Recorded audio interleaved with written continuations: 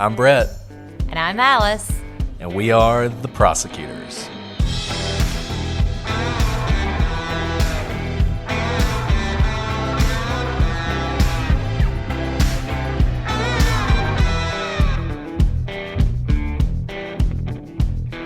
Welcome to the first substantive episode of The Prosecutors. And today we're talking about the mysterious death of Elisa Lam.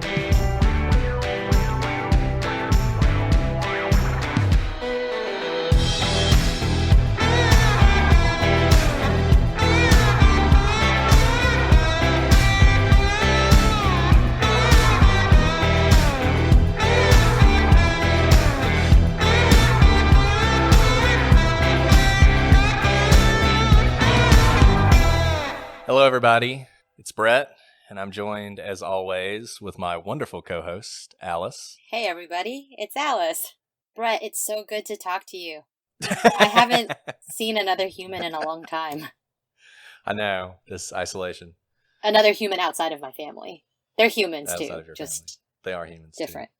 So you may notice a slight difference in sound quality today from the first episode. And that's because in between the first episode and this episode, our state issued a stay-at-home order.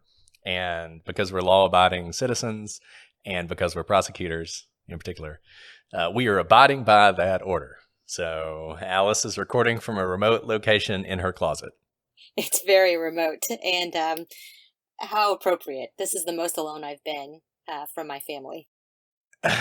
Yes. How is that with the newborn and the toddler? Oh, super easy. My children are angels, and it's super easy to work and record a podcast with 2 kids, 2 and under. Just kidding. It's Lord of the Flies over here. You may recall our rule that everybody lies. That includes podcasting hosts. Well, I was on the keto diet for a while there and lost a bunch of weight. I have now regained all that. Now I'm on the Oreo diet. I have my bag of Doritos and Cheez-Its. So whenever we come out of quarantine, it'll be an interesting time. You have Oreos? I'll trade you your Oreos for, we have some black beans. Oh, I think I'm going to have to turn you down on that one. That's a bummer. So everybody, we talked a lot about what episode we wanted to do first on the podcast, and we went through a couple different options. But we settled on Elisa Lam. It's a case that I think probably everybody who's listening to this is familiar with. And we had several reasons for picking this one.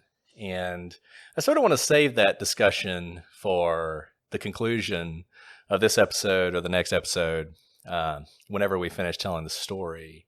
But I will say, I think that the case of Elisa Lam has a lot of the factors that both make true crime an interesting thing, but also some cautionary elements about how we treat these cases and how we treat the people who are involved in them. With that, we'll jump in. So for those of you who don't know who Elisa Lam is, Elisa Lam was a young lady from Canada, of Chinese descent, who disappeared mysteriously in early 2013. And her body was later found even under more mysterious circumstances. So to give you some of that background, it's early 2013, it's January, and Elisa Lam has decided to take a trip down the West Coast from her home in Vancouver, where she is studying at the University of British Columbia. And she takes an Amtrak train from San Diego. She's going to Santa Cruz. She's going around the West Coast, and she stops in Los Angeles.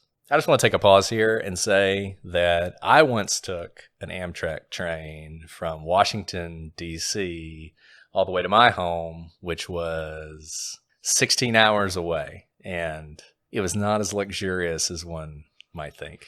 Bro, what kind of people are on those really long Amtrak train rides? I've never been on such a long one. It's a cross-section of America, really. I don't know what I was imagining. I think I was imagining something out of a movie, and it wasn't that at all. I was just sitting in a regular seat, and I guess I was supposed to be there for 16 hours.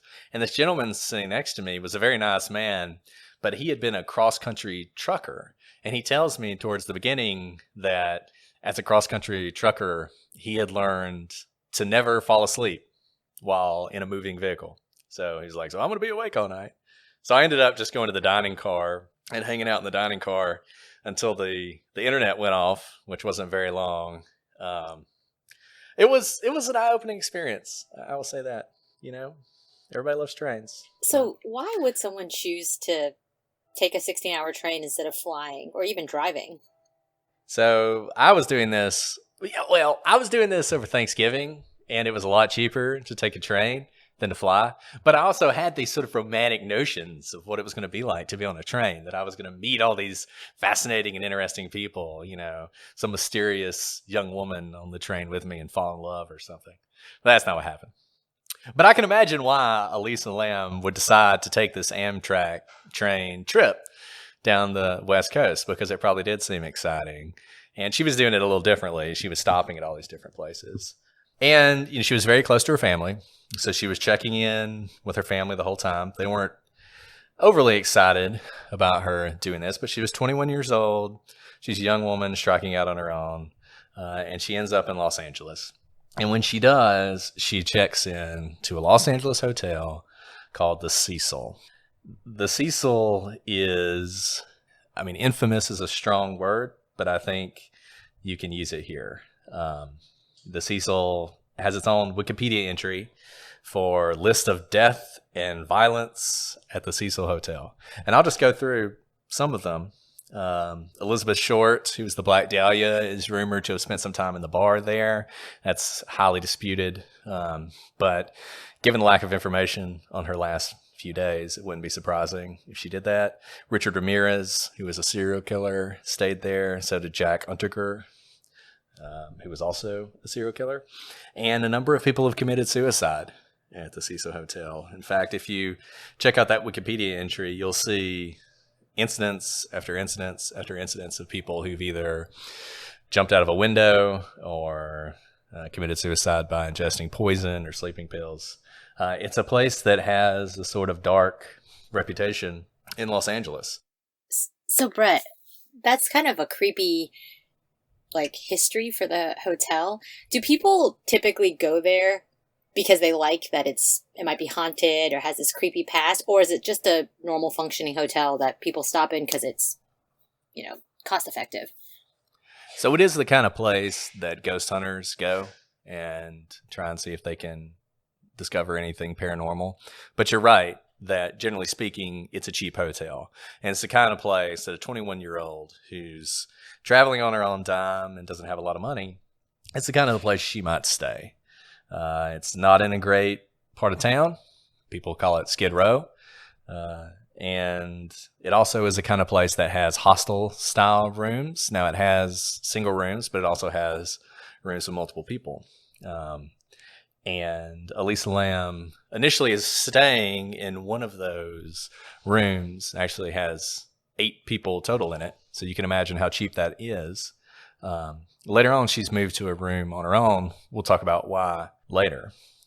So she's there in early January, and then on January 31st, her parents don't hear from her.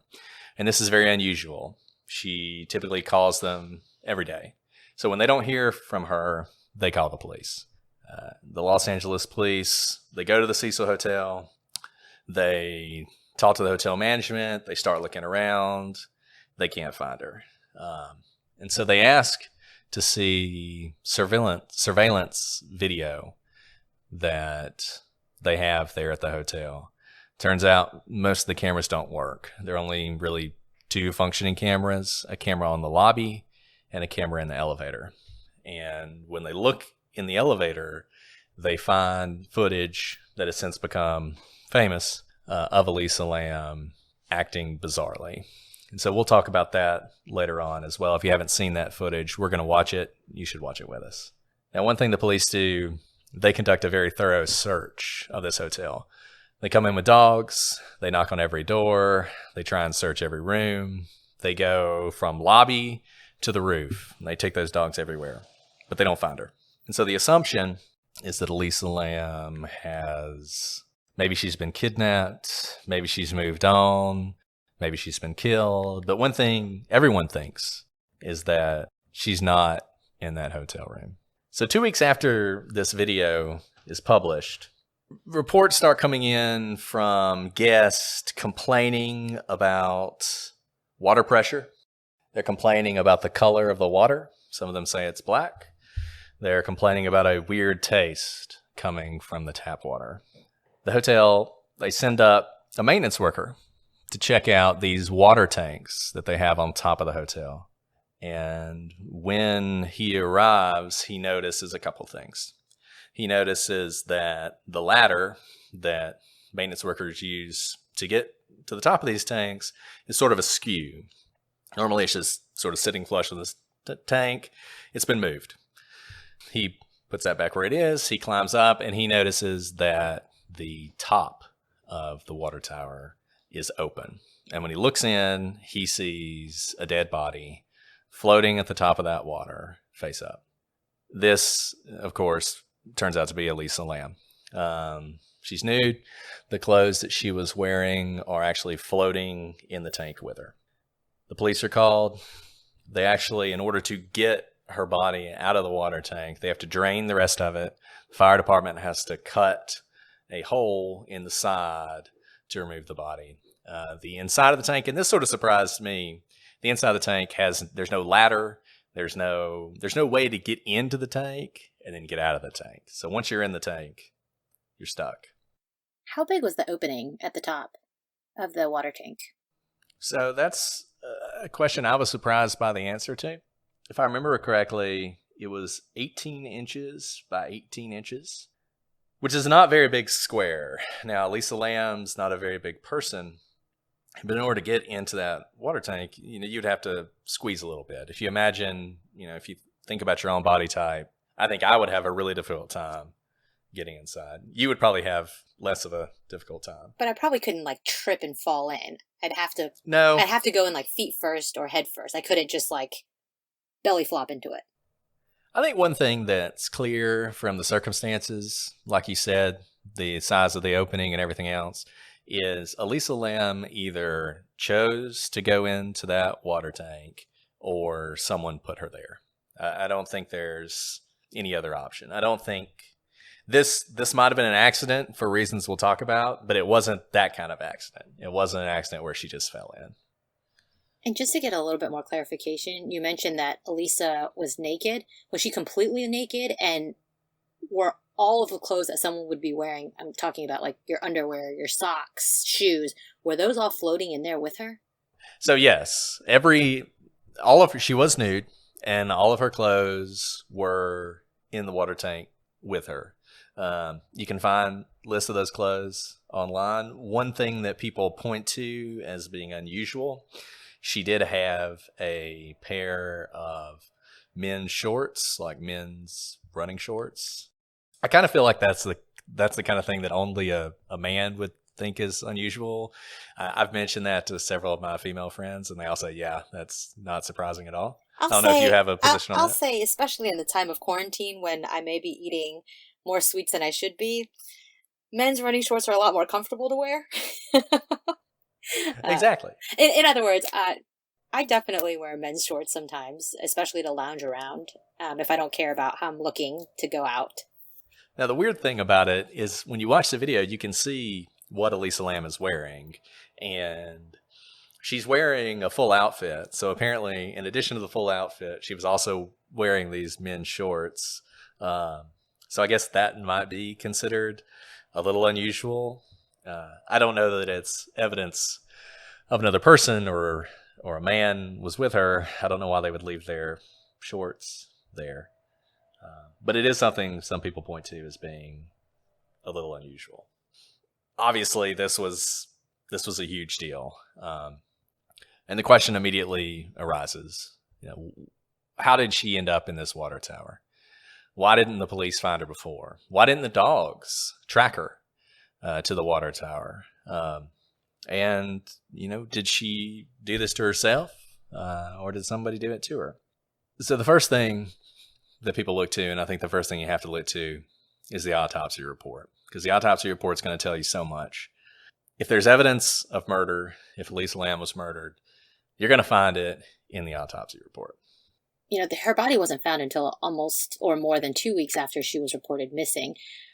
How good are autopsy reports when a body's been decomposing for that long, and furthermore in water? So that's a great question.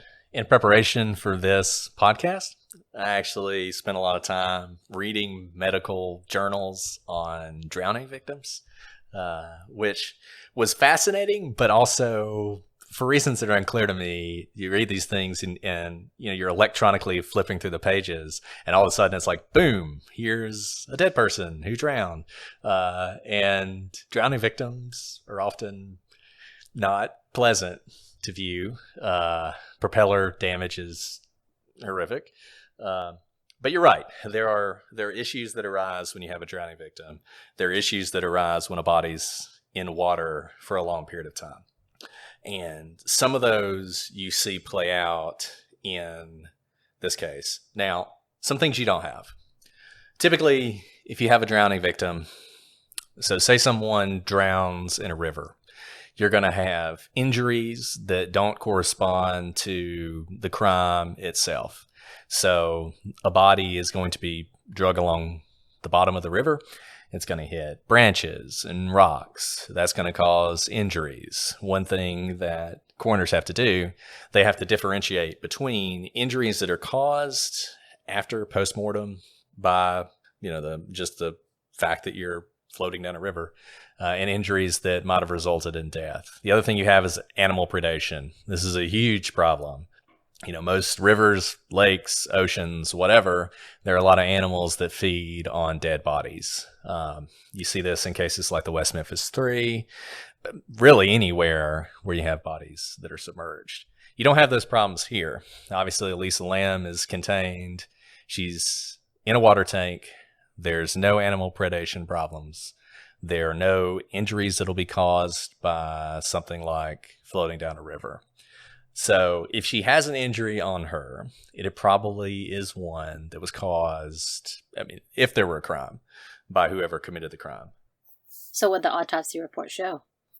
With the autopsy, I think a lot of people just assumed, given where the body was found, given the history in the Cecil Hotel, that there would be a lot of evidence that a crime was committed. But when you look at the autopsy, you actually don't find that. And the autopsy is going to be available on the website with this case, prosecutorspodcast.com. But if you look at it, you open it up, and the very first thing you see, 21-year-old Asian woman found in a water storage tank on the roof of her hotel. So you do have moderate decomposition. That's an issue. We'll talk about how that becomes an issue in a second. But the thing right after that, no trauma. And I just want to stop and talk about some of those rules that we laid out in our very first episode. And one of those was that if you don't have evidence of a crime, you probably don't have a crime. It's hard to kill somebody without trauma. It's hard to force someone into a water tank without trauma. And the kind of thing that you would expect to see in this case, imagine, once again, she was either dead before she went in or after. Well, we know she wasn't dead beforehand because she drowned. And if you read the autopsy report, there's plenty of evidence of that. All of the stereotypical things you would see with a drowning are present there. If you don't believe me, you can read some of those medical reports online. It's actually pretty interesting. Pushing back a little bit on our rule of, if there's no crime, there's no evidence of crime, there's no crime. There's no trauma here, but is it possible that if someone's drugged, you wouldn't find physical trauma on their bodies? Let's say she's, not conscious. That is possible. I would wonder whether, so if you think about this rooftop with this water tank, and let's just, let's construct a scenario where a murder was committed. One popular theory out there is that some employee of the hotel took an interest in her, decided to kidnap her, assault her, murder her. So let's say they drugged her. What then? Did they take her to the roof and then drug her? Did they drug her beforehand? In order to get to the roof, you have to go up a stairwell. You have to go through a door. You then have to get her to the water tank. Then you have to get her up the ladder to a little platform where the water tanks sit. Then you got to take her up another ladder, and you would have to put her into the water tank through that 18-inch by 18-inch opening. If you did that, I would expect you would see, even though she was drugged, even though she wasn't fighting back, you would see evidence of bruising. You might see cuts. You might see abrasions.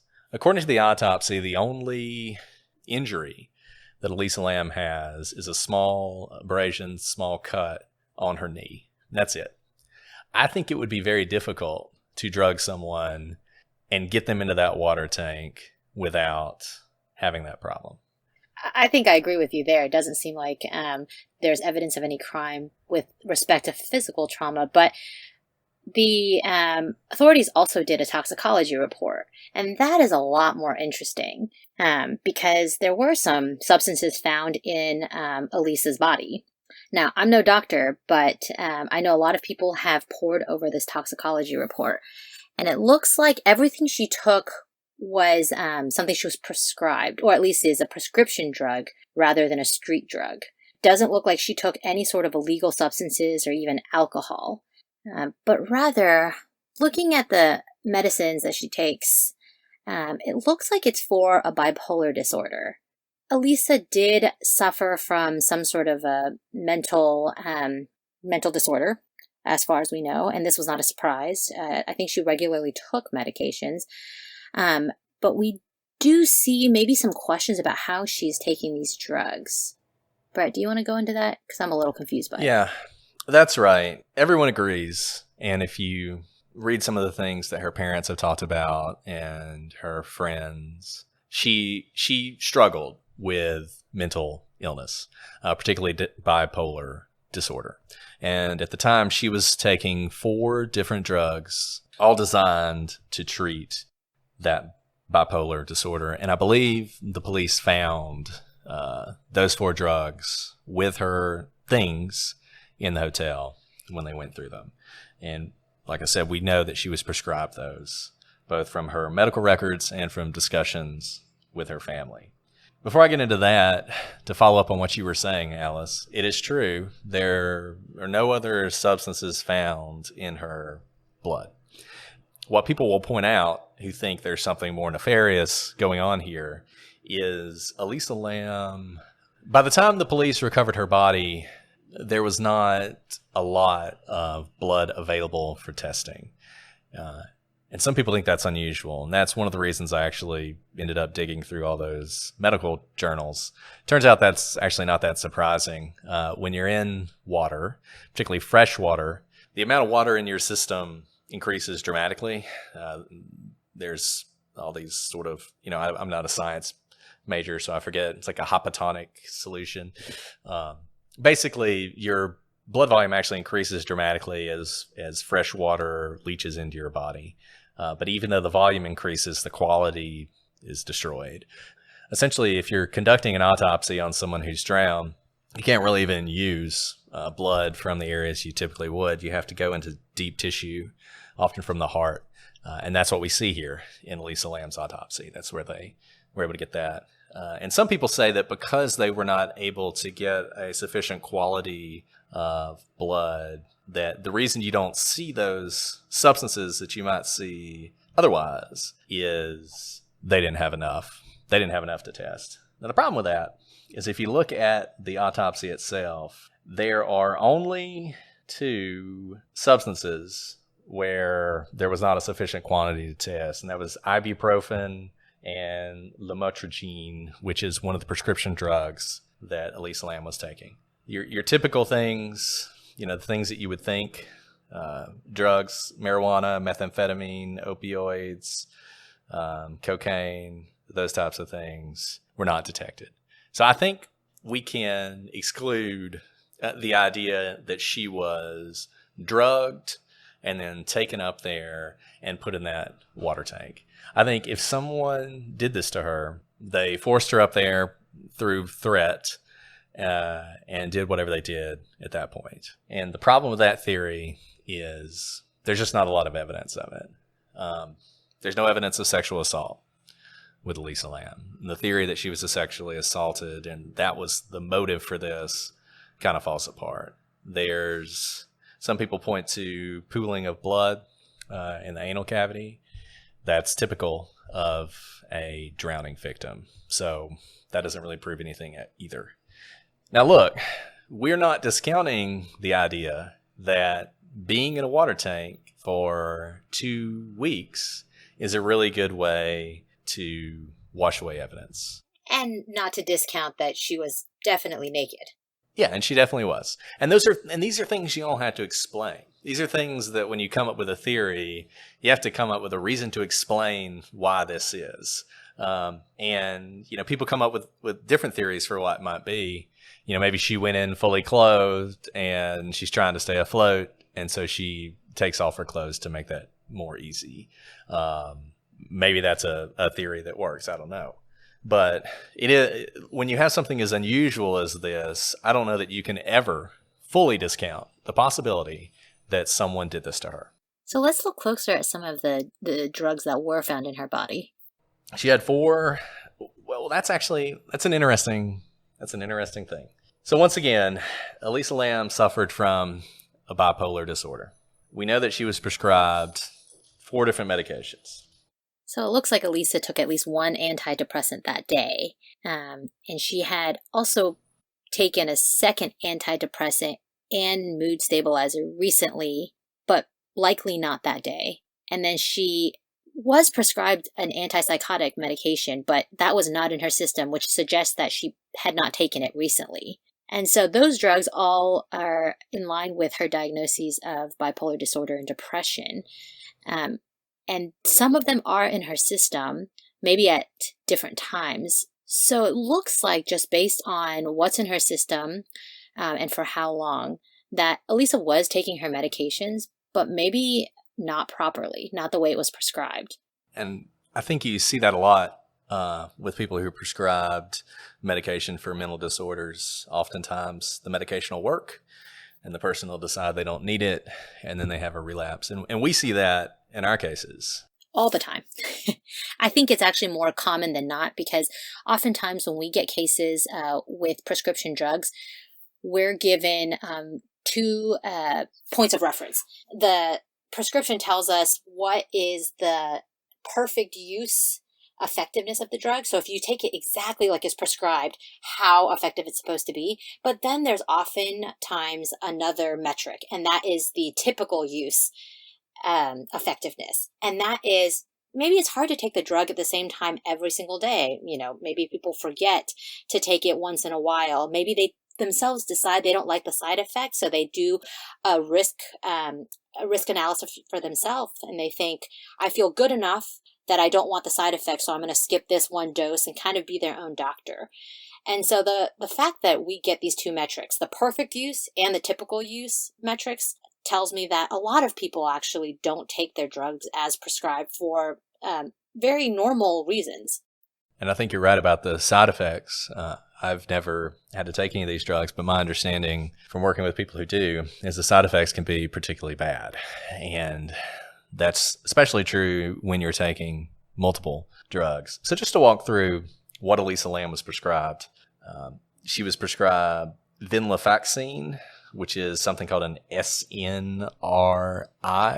And the way that works, to those of you who these words mean anything to, is it prevents the reuptake of serotonin and norepinephrine, which is, there's multiple ways you can treat depression.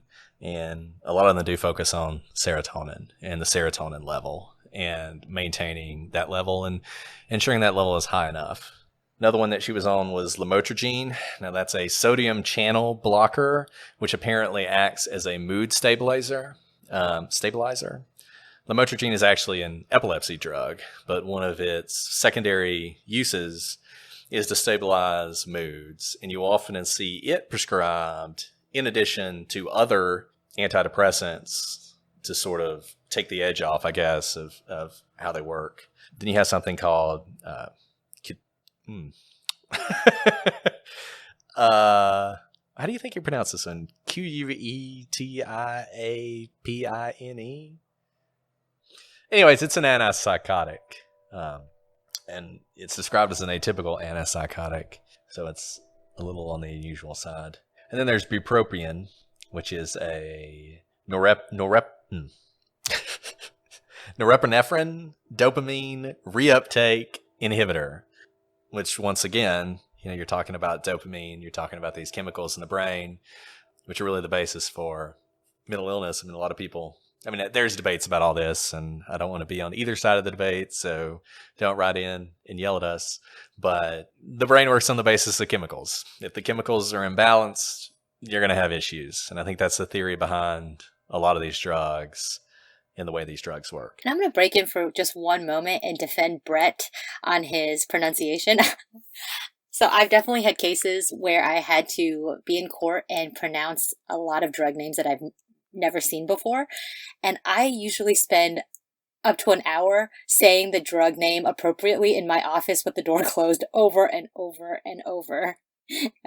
So way to go, Brett. That was really good. But just so you know, even if we were litigating cases about these drugs, I wouldn't know how to say them. And I have to do a tongue twister right before I go into court to pronounce them correctly.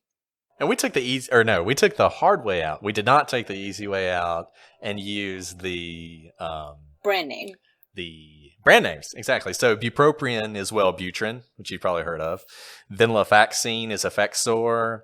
Lamotrigine is Lamictal. And then the really difficult one to pronounce, Quetiapine, is Seroquel. So you've probably heard of all of those drugs. They're very commonly prescribed, and all of them were prescribed to Elisa Lam. Now, as Alice said, it's pretty clear from the autopsy report that Elisa was not taking her medication religiously. And if you look at the autopsy report, you have the blood that came from the heart and what was present there. And then the autopsy report also goes into what you find in the liver. Typically, if it's in the blood, it's something you've taken recently. If it's not in the blood, but it's in the liver, you've taken it, but not as recently. And obviously, if you don't find it, either one, you haven't been taking it. So what we do find in her blood work is bupropion and venlafaxine. So we find both of those in her blood. And that's it as far as the blood work goes. The other two are not present in her blood. Now, lamotrigine, along with venlafaxine and bupropion, are found in her liver. So that means she has taken lamotrigine at some point recently enough that she has not fully metabolized it, but not within probably, and this is, don't quote me on this from a medical perspective, but probably not within the last 24 hours, maybe more. And then you don't find at all the quetiapine, Seroquel, which is the antipsychotic. Yes, exactly. The Seroquel, you don't see that at all. You don't see it in her blood. You don't see it in her liver. And that means she hasn't taken this in quite some time. Not entirely sure how long, but certainly not within the last few days. At least from my experience in litigating cases with drugs, sometimes people won't take the drugs as they're prescribed. But the difficulty, especially with mental disorders, is my understanding is once you are kind of off kilter and not at the stable place where your drugs get you to, you can't just start taking your drugs as prescribed to get back to where you were. You need the treatment of a doctor to restabilize you and perhaps adjust your drugs. In other words, even if you skip one of the drugs today and then tomorrow you're thinking, oh, I shouldn't have skipped that drug, and your mental disorder has already kind of gotten out of hand, you can't just go back to taking it as it was prescribed to reach the stability that you had previously. That's my understanding as well. And it's actually even worse than that, because with a lot of these drugs, you can't just stop taking them. Doesn't mean you have to take them for the rest of your life, but you need a doctor's care to stop taking them without serious withdrawal effects. And they're not just the kind of withdrawal effects you might see from something like heroin or cocaine, where you really need the drug and you don't have it. They make your mental issues even worse. And if you stop cold turkey on a lot of these drugs, you can experience those symptoms weeks after you stop for the drugs. So you have sort of a perfect storm here of a problem. You're not treating the issues that you have. You may, do something like try and double up on some medication and try and catch up, which doesn't actually work. And to the extent you've stopped taking something that you've been taking, you can experience withdrawal symptoms that make your mental illness even worse. And again, from our experience taking witnesses who may suffer from mental disorders, one thing that I've noticed is that those patients typically don't know when they are relapsing or their mental disorder is out of control. It's usually someone outside of their disorder, like a family member or someone who sees them often who recognizes that they actually have to go see a doctor. The individual themselves may not actually know that the drugs aren't working or that their skipping of drugs is causing any issues. And I think that's what's so pernicious about mental illness in these situations is, for the most part, I think you don't know. I think... And this is my experience in dealing with folks who have these problems, and it's really sad. And a lot of them have problems that I think were probably far worse than what Elisa Lam had, but they believe that their version of reality is reality. I've had cases where people think they are prophets and they speak to God, and God speaks back. And a religious person myself, I often speak to God, but he rarely talks to me, and he certainly doesn't tell me to go commit crimes. But there are people who believe that, and they believe it because they do have this mental issue. And a lot of them respond well to medication, but they won't take their medication. And I've had cases where people have been institutionalized and they've been forced to take medication and they've recovered. And you think, okay, this person is going to be fine. They can finally sort of live the life they deserve. And then they stop taking the medication because they are fine and they go right back to where they were. So I think you're right. It's, like I said earlier, there is a perfect storm here. It's not something where in the back of your mind, you might say for the average person who's addicted to heroin, for instance, that they are addicted to heroin and they feel compelled to take it in a very serious way. But I think most of them sort of in the back of their mind know that what they're doing is going to kill them eventually. And they would like to stop. They just can't. And that's not the circumstance you have with mental illness. It's not something where all it takes is, gumption and how to and deciding to be better and you can recover. And I think that's something a lot of people think. And it's something a lot of people think who've never had any experience with it. Because once you see it, you understand that is not right at all. It's no more correct than, you broke your leg. Well, rub some dirt on it and get back to running, right? That's not how it works. You got to fix the break. And it's the same way with mental illness. So, Brett, what do you make of this? No illegal drugs, no alcohol in her system. It doesn't sound like she was partying anytime close to her death. And it looks like she was at least trying to take some of her prescribed medications. We're probably sort of telegraphing to folks where we're headed on our theories about this. I think there are a lot of people who, they see this story, they listen to podcasts about this story, they read books about this story, and I've done all of those things. And they want to believe that something happened here, that this is something more than someone who had mental illness and they had a sort of a mental break and they ended up finding themselves in a water tank.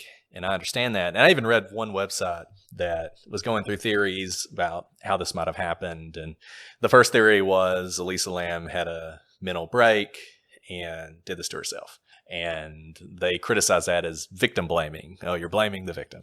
Well, guys, she either did or she didn't. And nobody's blaming her for it. No one's saying this is her fault. But when you're looking at these crimes or potential crimes, one thing you have to look at is victimology. You have to look at the characteristics of the people who were involved, and you have to look at the evidence you have, and you have to develop the best theory possible. And if it is the case that Elisa Lam had a mental break, then she had a mental break. It's no more her fault than, if somebody walks down a deserted alley at 2 o'clock in the morning, they have every right to do that. They should be able to do it safely. But if they get mugged, you can point to those factors as what led to the crime happening. It doesn't mean it's their fault. Doesn't mean they should be blamed. That is doubly the case here.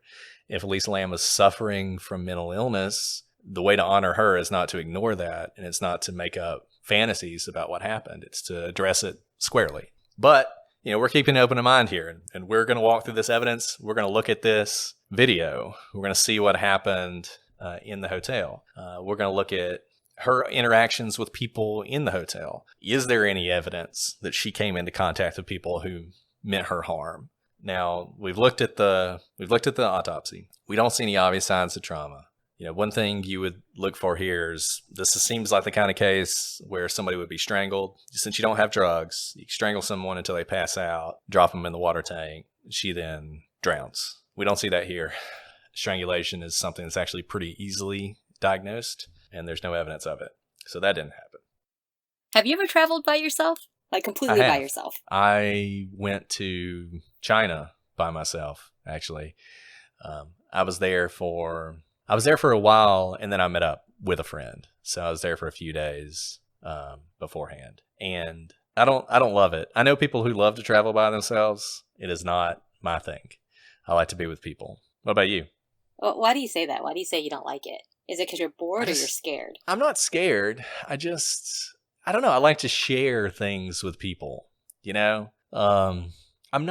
I would like to be the kind of person who could sit on my front porch and rock for hours on end and contemplate my own thoughts or something. But I'm just not that person. I'm just not.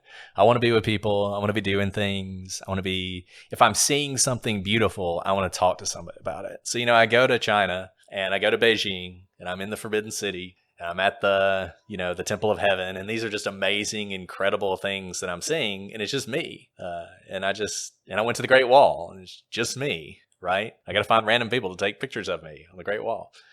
And I didn't like that. So I was much happier when my friend arrived a few days later, and we were able to get together and sort of do our own thing, or not our own thing, do something together. Yeah, same here. I've never traveled completely by myself. There's usually at least one person that I'll meet there. I may travel there, by plane to another country by myself, but eventually once I get there, I meet up with people. And part of the reason for me is stories like Elisa Lam's. I think especially growing up as a, somewhat petite girl, I always have it in the back of my mind, what if something tragic happens to me, and if I'm alone, no one would know what happened. And if, Elisa Lam, and I think that was why her parents were concerned that she was doing this, but if you sort of read her history, she was kind of a loner. She was somebody who spent a lot of time by herself, and some of that was because of the mental illnesses that she struggled with. Now, she had a blog, she had a Tumblr account. People spent a lot of time on those, looking through sort of things she had posted in the past. And there's a lot of sadness there because it's quite clear that Elisa Lam was somebody who had a bright future ahead of herself. She was obviously smart. She was creative, but she did struggle with these things. And she talks about spending days on end just in her room, not wanting to leave. And, I think that's one of the reasons why traveling by herself was both not unusual and also probably attractive for her. And, I wonder, and I don't know this for a fact, but a lot of times people go on trips, it's sort of a psychological way to get away from issues you have or problems you have, new scenery, new outlook, or that kind of thing. So I do wonder, what all she was going through when she set out on this trip, if she was going through anything at all. And we'll never know that. And I don't think she was the kind of person who would have shared that with someone necessarily beyond what she shared on her website and on her Tumblr. It is interesting that you noted something at the beginning when you said you wanted to take that Amtrak ride for 16 hours because maybe you'd meet someone wonderful. Even though Elisa chose to take this trip by herself, and it sounded like she typically liked to travel alone or be alone, she did ultimately choose to share a room with, 7 other people in a hostile setup. Now, maybe finances were the reason for that decision, but she did share a room with other people. So maybe there was some sort of a loneliness or a hope there that things could be different. Yeah, I think that's possible. And I think there is, obviously, for many reasons, this is a tragic case, but there is that sort of thread of hopefulness that she had going out on this trip and what it might mean. And for it to end the way it did is just, it's hard to get worse than what it is. But I think, and I talked about this a little bit at the beginning about why we chose this case. I mean, this case to me is one of the saddest cases that we'll deal with. And it's one of the saddest cases that people deal with typically. And I think one of the things that's always bothered me about it is I feel like people don't treat it that way. I think the air of mystery and this sense of the unusual, people, they treat it like a movie or like, a mystery book or whatever. And they kind of forget this is a real person who had real problems, whose life ended in one of the worst possible ways.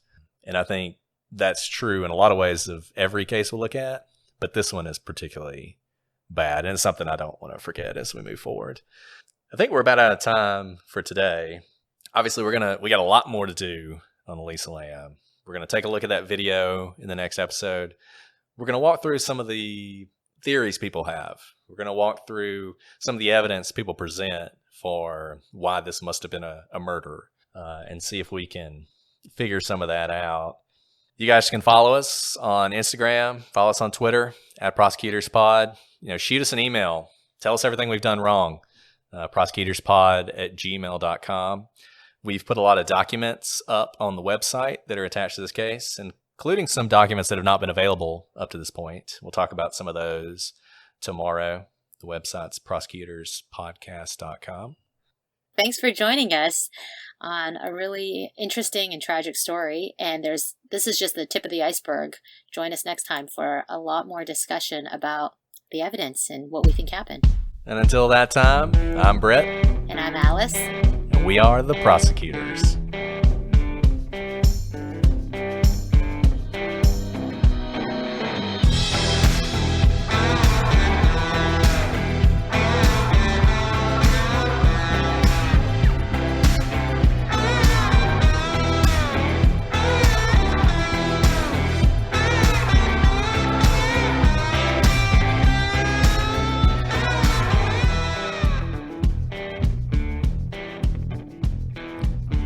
Okay, I'm going to try and pronounce this one. If somebody wants to shoot us an email and explain how this is actually pronounced. Quatiapine? Quatiapine? Quatiapine? Quitiapini. I don't know.